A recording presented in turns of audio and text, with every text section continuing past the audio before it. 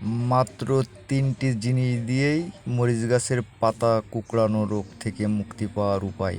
সেটা ১ নম্বরে আছে শ্যাম্পু, ২ নম্বরে আছে হলুদ, ৩ নম্বরে আছে মরিচের গুঁড়া। এই দিয়েই আপনি যদি ট্রিটমেন্ট চালিয়ে যান তাহলে আপনার মরিচ গাছ সুস্থ সবল এবং পরিপূর্ণ ফল দিতে সক্ষম হবে ইনশাল্লাহ। এই পরন্ত সকালে আপনাদের সামনে নিয়ে এলাম নতুন একটি টিপস। আপনার বাসার ছাদের মরিচ গাছের পাতা কুঁকড়ানো নিয়ে ভাবছেন?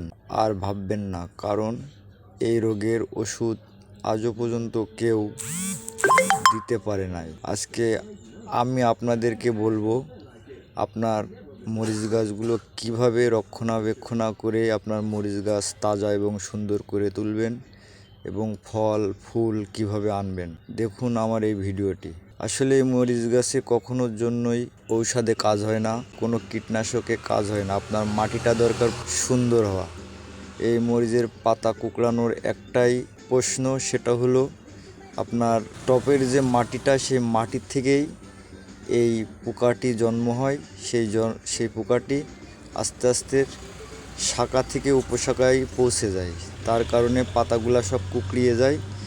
এর নিরাময় করার কারণ একটাই আছে, সেটা হলো আপনাকে ঘরোয়া মাটির ফাঙ্গাস দূর করতে হবে।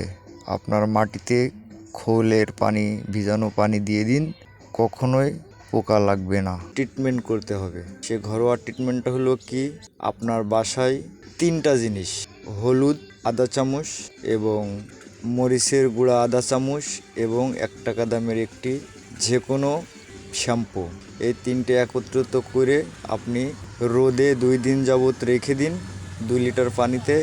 এগুলো মিক্স করে রোদে 2 দিন রেখে দেওয়ার পরে আপনার গাছগুলোতে স্প্রে করুন। আমার গাছগুলো এভাবে আমি মুক্তি পেয়েছি। আপনারাও চেষ্টা করলে মনে হয় আপনারাও মুক্তি পাবেন। আপনি স্প্রে দিন, 3 দিনের মাথায় দেখবেন আপনি। সবাই ভালো থাকবেন, ধন্যবাদ।